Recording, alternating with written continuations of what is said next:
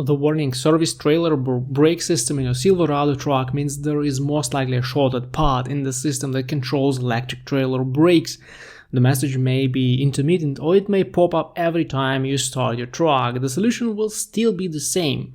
Before you replace any part or pay money for inspections, there are several things you may try. First of all, check if the battery in your truck is absolutely healthy. It's better to use a load tester for this rather than a simple multimeter.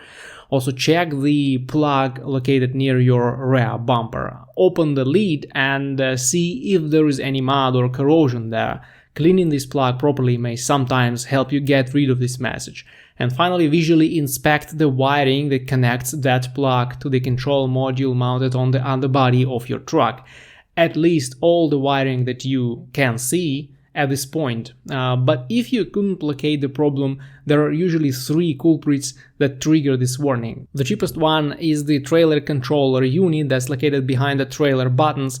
It's a $40–50 part and you can replace it on your own. There are videos on YouTube that show you how to do it. Dealerships will charge you hundreds and hundreds of dollars for this, so it doesn't make sense to let them do this. Secondly, the trailer brake control module is a very likely culprit. It's a more expensive unit, it will cost you about $200 if you buy it in the dealership, or $120 if you get it from independent sellers. The problem is that the module is well hidden in the 2014-2019 Chevy Silverado. It's located behind the bigger module that's most likely a fuel pump control unit and you can't see it. So the task is a little more complicated than replacing the trailer controller. Anyway, it's also possible to do it on your own after watching a tutorial on YouTube. At this point, you should certainly be good to go and the warning will most likely disappear, but if it keeps torturing you, there is only one possible culprit left and it's the trailer plug.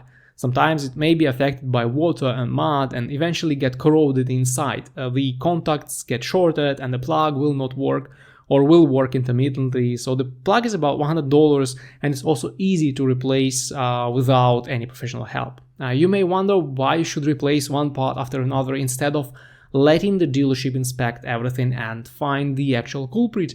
Well, the problem is that all 3 common culprits together cost less than the dealership inspection will cost, so it just makes sense to replace them one by one with new OEM parts and forget about the problem at some point, depending on your luck. Also, there is the TSB for this warning, number 21NA155, and you may check it just for information, but there's little to no good information on repairing this problem actually.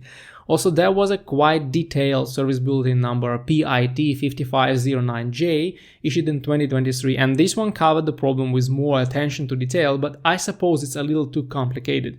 Anyway, you may read it and find additional information on how you can test a certain part of the system.